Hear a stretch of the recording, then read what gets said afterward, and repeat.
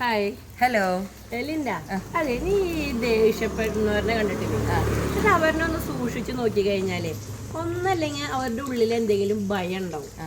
എന്റെ ഉള്ളിലുള്ള ഭയം മറ്റുള്ളവർ കാണാണ്ടിരിക്കാൻ വേണ്ടി ഞാൻ വലിയൊരു ദേഷ്യക്കാരനാണെന്ന് കാണിക്കുന്നവരുണ്ട്.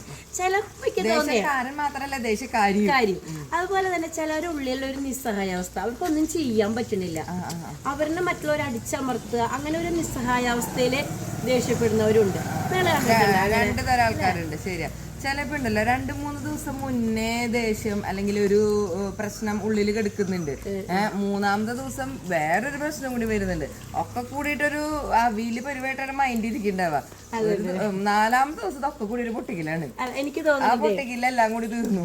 ചിലപ്പോ നമ്മള് വിചാരിക്കേ ഇപ്പൊ ഇവരോടൊക്കെ നമ്മള് എന്തിനാ ഇവരൊക്കെ ദേഷ്യപ്പെടണേ, അതിനൊന്നും നമ്മൾ പറഞ്ഞിട്ടില്ലല്ലോന്ന്. പക്ഷെ അവരുടെ മാനസികാവസ്ഥ നമ്മളൊന്നും പരിഗണിക്കില്ല. പെട്ടെന്ന് ചൂടാവുമ്പോ നമ്മളൊന്ന് സൈലന്റ് ആവുക. എന്താ കേസ് നമുക്കൊന്നും അറിയണല്ലോ അല്ലേ?